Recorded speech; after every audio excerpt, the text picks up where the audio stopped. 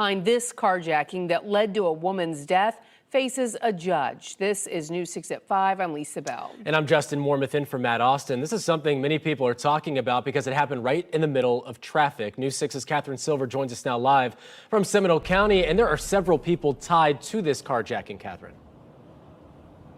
Well, we had two people here in court, actually in Orange County today. This is the federal courthouse. Two people here in two very different situations. While one woman facing a federal drug charge will be allowed out of jail, another man who investigators say is directly involved in that carjacking and kidnapping will be staying in federal custody. Jordanish Torres Garcia sat in court in a red jumpsuit, handcuffed and shackled Thursday. Investigators believe he is the masked gunman caught on camera forcing his way into Katherine Aguasvivas' SUV in Winter Springs. Court documents obtained by News 6 reveal what he told law enforcement. All right, here we go. What he told law enforcement. All right. We'll get into what he told law enforcement now. I told you there would be some talking, and the talking has begun. So let's see what he had to say. This is new information to us. We haven't heard Rob Manish talk yet. Claims 30 minutes before this video was taken, he met someone. Garcia stated another subject was with him during the armed jacking.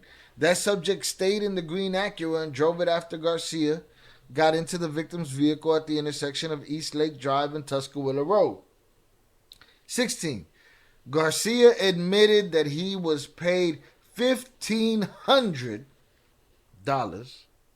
to take the victim and deliver her to another individual. So what's he going to say? He's going to say, I took her to this other individual and that's all I know. She was alive when I took her to this other individual. Is that what he's going to say? I don't know. Someone in Castleberry who gave him the AR-15. Then he received a call telling him Aguasvivas was on her way. He says he was paid $1,500 to deliver her to someone else. Remember that, people? And that's a lot. $1,500? Life is cheap. You know what I'm saying? You find the right guy with the right thirst, with the right hunger. You know what I'm saying? With the right pains. And $20, man. $20. After the carjacking, Aguasvivas was found dead in Osceola County in a burning vehicle with bullets on the ground. We asked his attorney about these allegations outside of the courthouse here. He declined to comment, but said he would be meeting with his client and an interpreter to discuss the case further. He's not talking no more. He talked enough. He's going to talk some more when they get the interpreter so that nobody misconstrues exactly what he has to say. While he's staying in federal custody, we're learning a woman with ties to this case will be getting out of jail. Maniscabel Romero Soto was arrested. All right, this channel say Maniscabel. That shit ain't right. There's a C right there, right? But whatever, Maniscabel, right? And then there's somebody else said Monique Sabel. And then I say it's Monique Sable, man. You leave that name up to our choice, we're gonna make it whatever it is. So Buddy is already implicating that somebody paid him $1,500 to take her from one space to another. So he's separating himself from that. Or did you get into it with her in that car? And how many? They said there was a lot of shells in there. They said there was 12 shells in there. Why? Who needed to bust off 12 shots? What happened? He met someone in Castleberry who gave him the AR-15. Then he received a call telling him Aguasvivas was on her way. So somebody gave him the hammer, somebody gave him $1,500, and somebody gave him the drop on her. Tell me who's that somebody. Buddy's going to tell them who's that somebody. That's what he's going to do. He says he was paid $1,500 to deliver her to someone else. After the carjacking, Aguasvivas was found dead in Osceola County in a burning vehicle with bullets on the ground. Why? We asked his attorney about these allegations outside of the courthouse here. He declined to comment, but said he would be meeting with his client and an interpreter to discuss the case further. While he's staying in federal custody, we're learning a woman with ties to this case will be getting out of jail. Maniscabel Romero Soto was arrested by Homeland Security agents who say she picked up a cocaine delivery hidden in a lamp in Osceola. Can you speak to her involvement? Her attorney declined to comment, and so did her friends and family after a judge agreed she could be released and supervised. What about Giovanni? Investigators say Giovanni Crespo Hernandez is Romero Soto's boyfriend, and he also may be one of the last people to speak with Katherine Aguasvivas. You got some He was splaining to do. arrested after law enforcement searched the couple's home in Castleberry and found guns, stolen jewelry, cash, and drugs. He wasn't arrested. He wasn't arrested. Last we knew, he was still outside. He ended up turning himself in. We got a video of him too.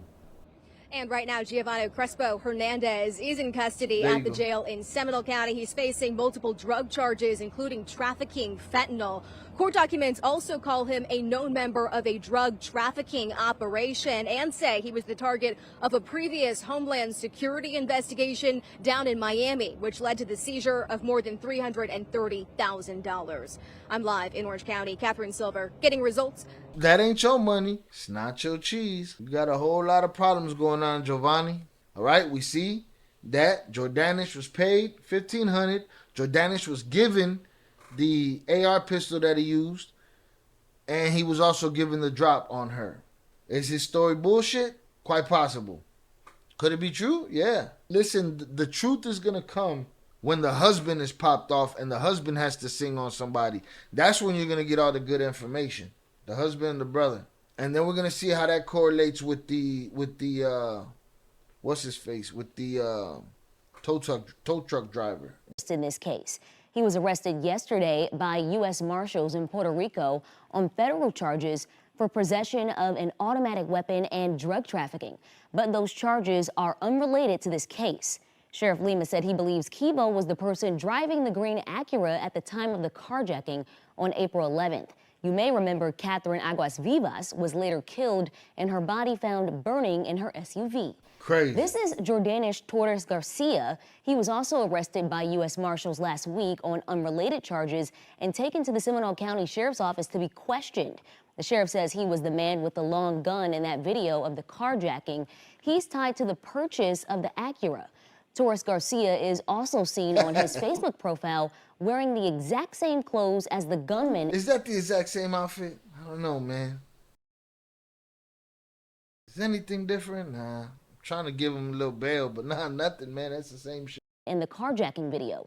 Here's the third person in all of this, Giovanni Crespo Hernandez. He surrendered at the Seminole County Jail last night. He went before a judge this morning on an unrelated fentanyl trafficking charge. This investigation revealed Crespo Hernandez was the last person Katherine Aguasvivas spoke to on FaceTime before she was killed. See that right there? That's the look of... Before she was killed. FaceTime spoke to on FaceTime. That's the look of me jodillo. Me jodillo. That means I'm words that I can't say on YouTube, right? Because I am not allowed to freely express myself on YouTube. Time before she was killed. Sheriff Lima believes she was on her way to meet Crespo Hernandez at his Castleberry home to deliver money and other items before she was carjacked. At this time, he hasn't been charged in connection to the carjacking. Everyone who's watched this has known it's about drugs and money. No way. I mean, you look at the... This has absolutely nothing to do with drugs and money. Come on. It's a family story. The history, the background, and again, we'll find out more specific details as this investigation goes. But clearly, there's a drug and money nexus here, right?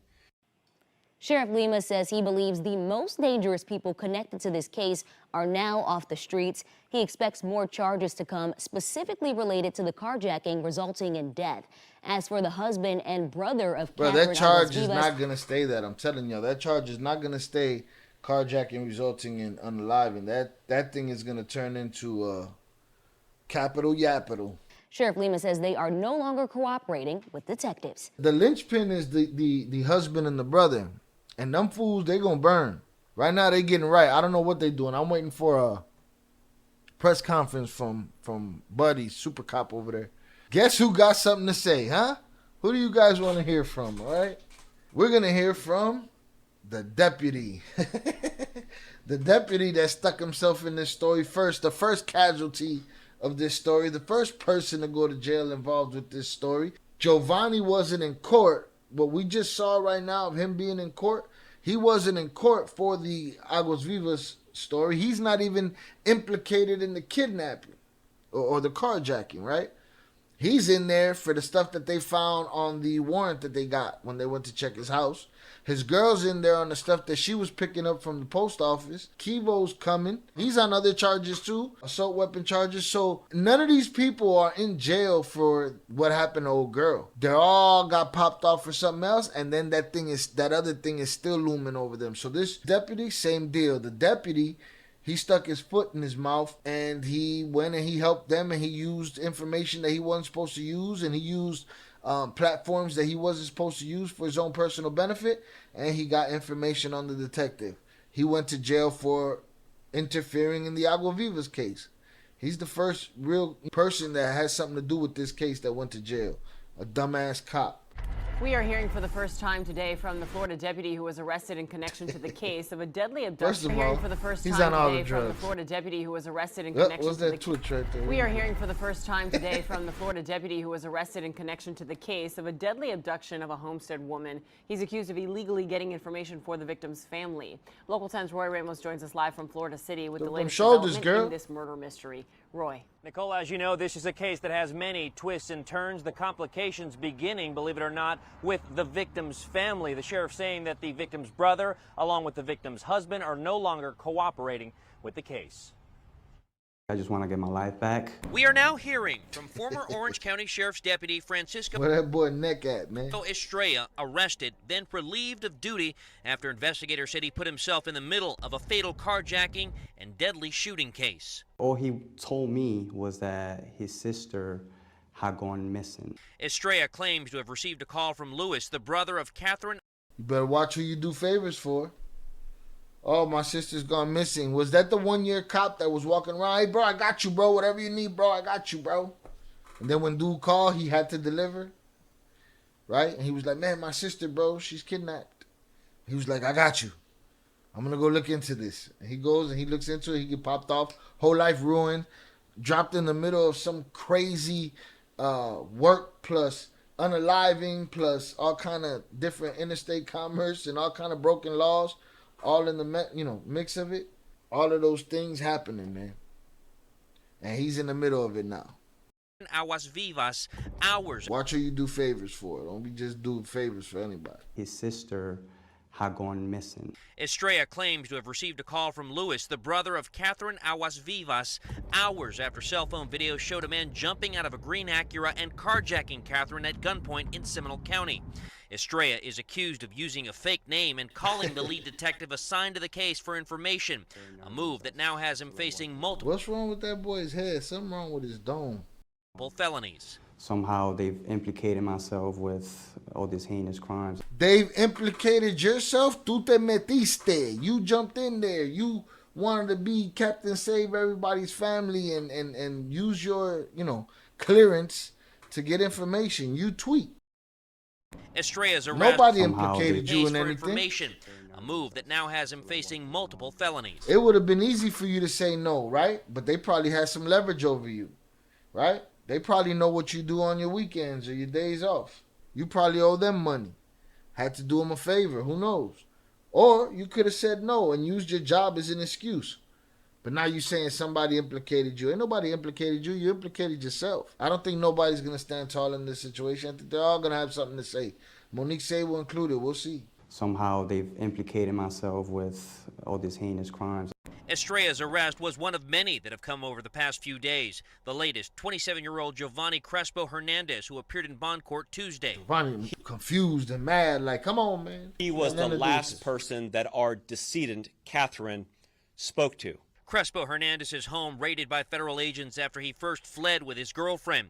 Those agents finding fentanyl, Rolex watches, and hidden guns inside. We believe our victim was on her way to meet Giovanni in Castleberry. While he turned himself into deputies Monday, it is this man arrested in Puerto Rico a day later. Kevin Ocasio-Justiano, known as Kivo, is who detectives said was with Jordanish Torres Garcia at the time Katherine was carjacked. I believe it's Kivo driving the green Acura and Jordan holding the gun at the window, committing the kidnapping. But you also say that in that parking lot, when you saw Kivo driving that red Toyota, you said there was 2 men in the green Acura. So who's the third man? It should be Jordanish Kivo in the red car and somebody else in the green car with Jordanish when they show up to that parking lot.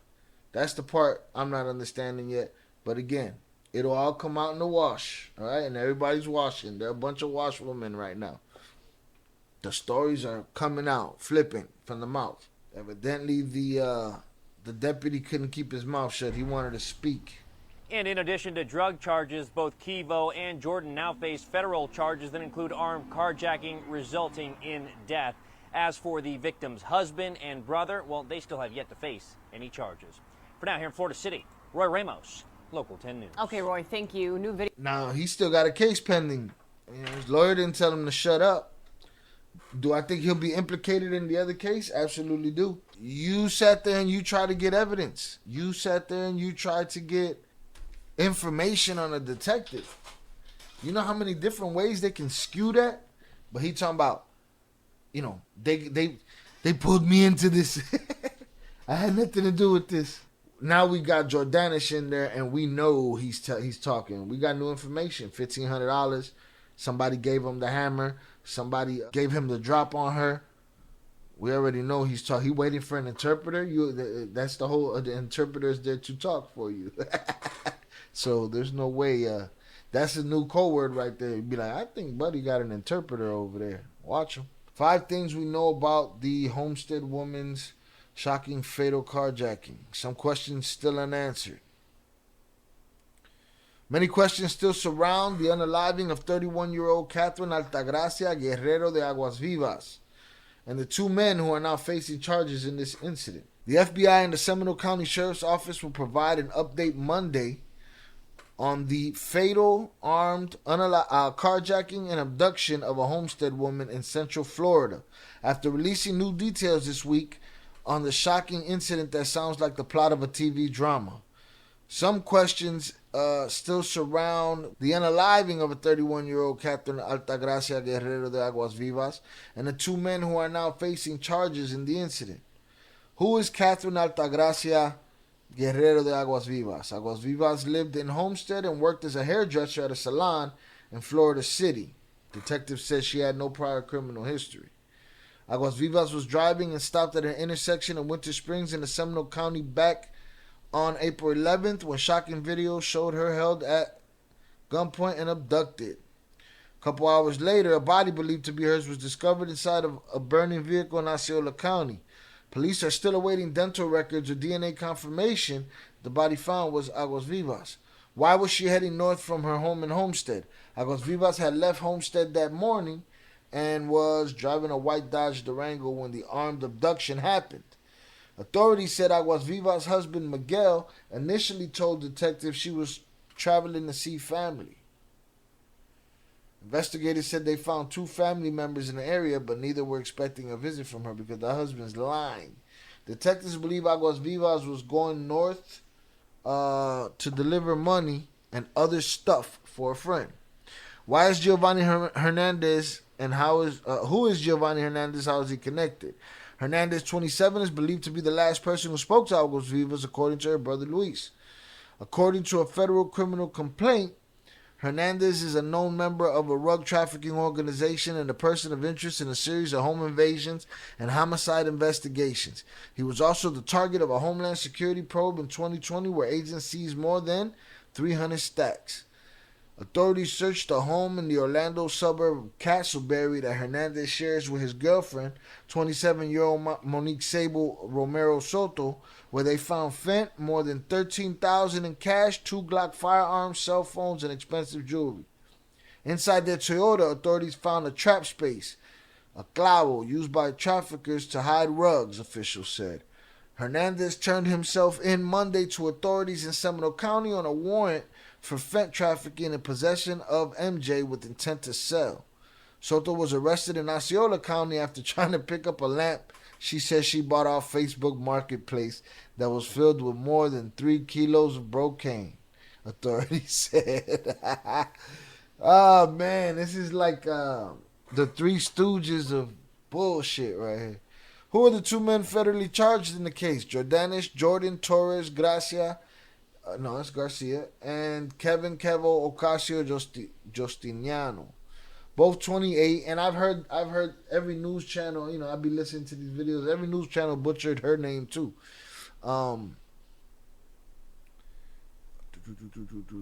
Are facing federal charges of carjacking resulting in unaliving and Aguasvivas unaliving. Authorities said Justiano was connected to a red Toyota Corolla that was seen at the same apartment complex as the green Acura sedan involved in the abduction of Aguasvivas. It's believed Justiano picked up the suspects in the Acura, and at the time of the carjacking was the driver. All right, so there has to be another guy. According to an arrest affidavit filed this week, Torres Garcia admitted that he was the man who approached Aguasvivas with the hammer and got into her vehicle, and told investigators that he was paid to kidnap her and deliver her to someone. Torres Garcia said the weapon was unloaded and had been given to him half an hour before the carjacking. I was going to say, how do we believe that? But they were 10mm shells found at the scene. And said he was paid $1,500 to deliver her to an individual who wasn't identified in the affidavit. I wonder why.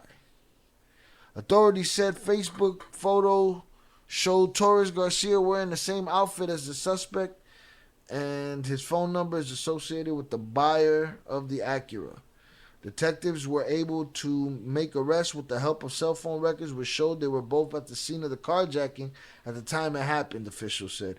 Torres Garcia was questioned last week following his arrest on federal warrant for violation of probation from a weapons charge in Puerto Rico. Justiano was taken into custody earlier this week in Puerto Rico on unrelated drug trafficking and weapons charges, authorities said. Why was a deputy arrested during the investigation? Another arrest made during the investigation into Aguasvivas unaliving was Orange County Deputy Francisco Estrella. Authorities said Aguasvivas' husband reached out to a family friend, Estrella's wife, and that Estrella then used a fake name to call the Seminole County Sheriff's Office to get information in the case and the lead detective. Like, you tweaked, bro. Estrella allegedly recorded the conversation and also accessed an internal information system for info. Then sent it to Aguasvivas' husband, who is the kingpin of all of this. He's the one. Some unanswered questions. The bizarre series of events still leaves some questions that have yet to be answered. Seminole County Sheriff Dennis Lima said this week that investigators believe they know the motivations of Aguasvivas unaliving. This whole thing, I suspect from the beginning, everyone who's watched this known it's about rugs and money. We'll find out more specific details as it goes on, but clearly there's rugs and money being the nexus. Lima said that at the moment, Aguasvivas' husband and brother are not persons of interest in the case, but while they had been cooperating for a majority of the case, they stopped doing so. Investigators want to know why the husband was trying to find more info on the case and lead detective.